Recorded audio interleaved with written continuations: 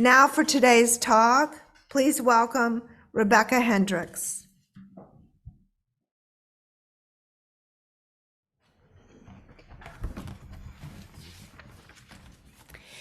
This sermon was written by the Reverend Craig Roshaven in 1997 and delivered at First Jefferson United Universalist Church of Fort Worth, Texas.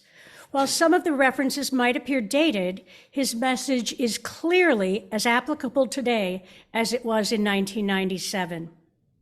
He left the Fort Worth Church in 2010 and became the director of Witness Ministries for the UUA. You may have seen pictures of him in the World UU magazine, standing in a protest line or being arrested at some social justice protest. He has been retired for the past 10 years and is spending his time trying to preserve the few remaining prairies in northern Texas. So, why do the wicked prosper? Why do the treacherous thrive? The last words of the second reading said, "Let's dig in." These questions of Jeremiah are still our questions today. Merchants of arms and drugs and pornography always seem to thrive. Slum landlords vacation in the Caribbean, and lobbyists for tobacco seem to always be able to protect the interest of their employer. I believed Anita Hill, yet Clarence Thomas is a Supreme Court justice. We are failing even more with enacted far-reaching and enormous reductions in welfare and food stamp benefits. Although they've recently improved, it seems to fulfill the ancient prophetic imperative, care for the widow and orphan. We have propped up oppressive governments in Central and South America that protect the wealthy few from the many poor in the name of the public good. Here in the land where money is too often our highest value, we ignore the plight of children in Pakistan, for example, for the sake of a better price on a carpet we want for our den. But yet, even though it's easy to point out what is still wrong, there is much that was wrong yesterday that is right today. Slavery, with the exception of 1 or 2 countries in Africa, doesn't exist.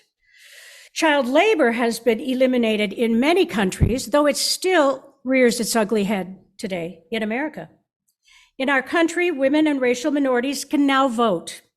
It is illegal to discriminate because of race and religion in most areas of our public life. A wall patrolled by guards with orders to shoot to kill no longer divides Berlin. Poland and the Czech Republic, and to some degree Hungary, are free from foreign rule. The policy of apartheid is over. What made the difference? Some would say God, working through people, made the difference. That is what Jeremiah believed. That's the story of the Jewish people and their exodus from slavery in Egypt.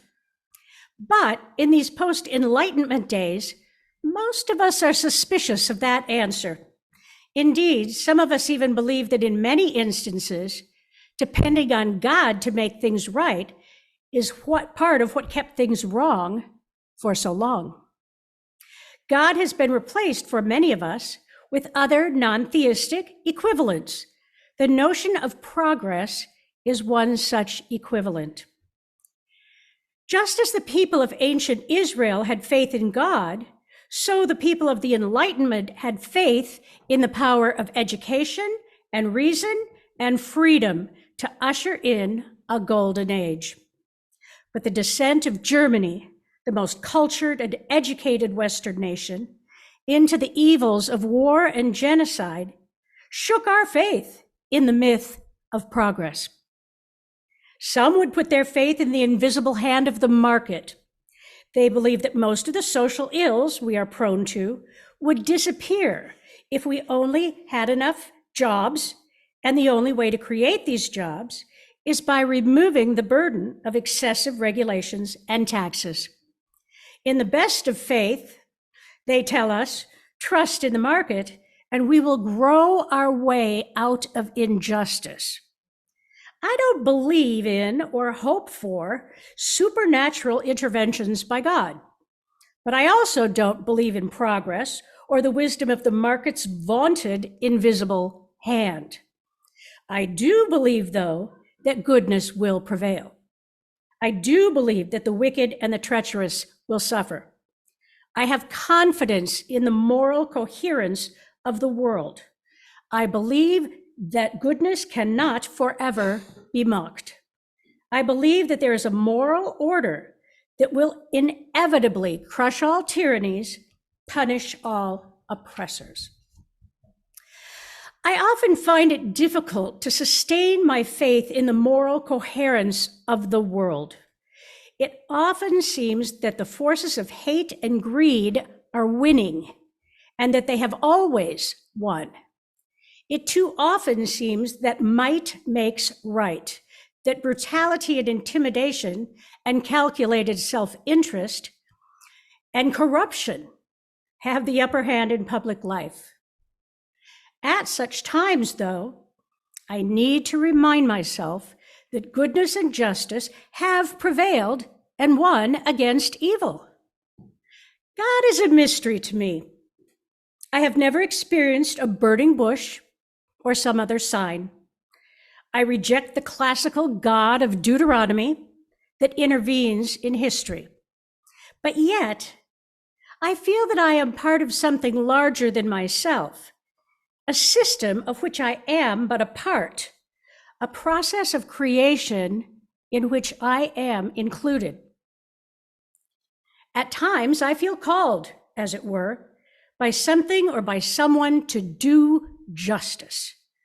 I am willing to be practical, to be tactical, to build coalitions, lobby politicians, but at some point, I feel compelled to say to those in power, I understand you think you've done all you can.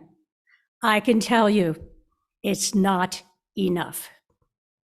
At such moments, it's as if I am speaking on God's behalf.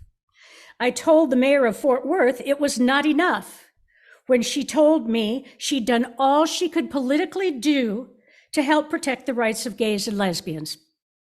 My claim made some of the other clergy I had assembled to join me for this lobbying effort uncomfortable. One, uncomfortable with the tension, tried to offer a way out for the mayor. I wouldn't accept it. It still wasn't enough.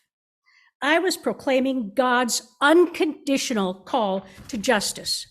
Our faith in justice should not require that we know how justice will be achieved. Hope and faith don't require that we know the solution.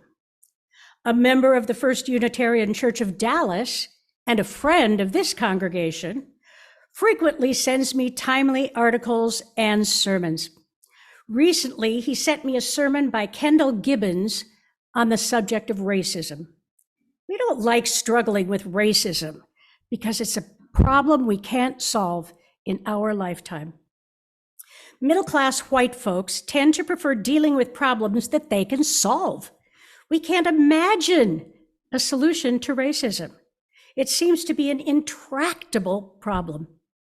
Consequently, most Unitarian Universalist congregations and ministers, although they may pay lip service to the importance of addressing racism, tend to avoid it entirely. We can't imagine a solution. But do you imagine that the ancient Israelites enslaved in Egypt could imagine a solution to their plight? Where is our faith? Where is our confidence that though the moral arc of the universe may be long, it does bend toward justice? Without such confidence, no one would have followed Moses. Without faith, the people would still be enslaved. One of the difficulties we face in confronting racism is our tendency to deny the racism that others report. Indeed, one of the constants of human nature seems to be our tendency to deny or minimize the injustice of others' reports. To recognize another's pain makes us uncomfortable. To recognize injustice might require us to do justice. Unfortunately, Unitarian Universalists are no more immune to this than, say, any other group. In a Unitarian Universalist discussion forum, UU, who is African American, complained of an instance where she had felt discriminated against. Most of her fellow UUs responded with silence. Some denied that the discrimination had occurred. Still others allowed that maybe she had been discriminated against, but it wasn't really all that bad. Maybe she was overreacting. A few even wondered if she had brought it on herself. Can you see the pattern? Denial, minimization, and blaming the victim. It's classic. Perhaps the most radical and subversive thing we can do is to dare to hear one another's pain. If we can learn to identify and resist the urge to make it go away by denying it happened, minimizing its effect, or blaming the victim, we will have taken an absolutely essential step. We will have changed a private grievance into a publicly recognized injustice. We will have overcome the isolation that makes us weak. We tend to think that our most important freedom in our democracy is that of the press, but an even more essential freedom is that of assembly. Many countries allow freedom of the press, but not assembly. If people experience their pain privately and in isolation from one another, they are powerless. But if they gather and discover that they're not alone in their pain, they may become angry and demand justice. Reinhold Niebuhr reminds us that no group ever gives up power and privilege willingly. That is why the first step toward justice must begin with the demand of those who are oppressed. The public processing of pain is what Walter Brueggemann calls this step in his seminal book, Hope Within History. That is why it is so important we resist our temptation to deny or minimize another's pain. The first step toward justice is to be willing to bear the discomfort of acknowledging another person's pain. It is easy, even enjoyable, to hear another's pain when you have a solution for their pain. However, it is often unpleasant to hear another's pain when you have nothing to share but your indignation or sympathy. It unsettles and upsets us. It robs us of our peace. How can we enjoy our rug when we understand and know the suffering of the child who made it? Religion has a crucial role to play in public life. It is the role of the church to question the prevailing conventional wisdom, to say that the emperor has no clothes. It is the role of the church to provide a public forum for the public processing of pain, to give voice to the victims of injustice, to provide a place for us to meet and share our grievances. It is the role of the church to call for justice to roll down like waters and righteousness like an ever-flowing stream. We are people of faith. Our faith is not in any particular theology or creed, but it is nonetheless a faith. We place our faith in the power of justice, the righteousness of compassion, and the power of love. Our faith is in our human capacity to build institutions that are just and compassionate. Our faith is that we can create a society of justice, equity, and compassion. A world without war, a world where every child has enough to eat, a society where we don't practice the cruel and unusual punishment of execution, no matter whether it's by crucifixion or legal injection.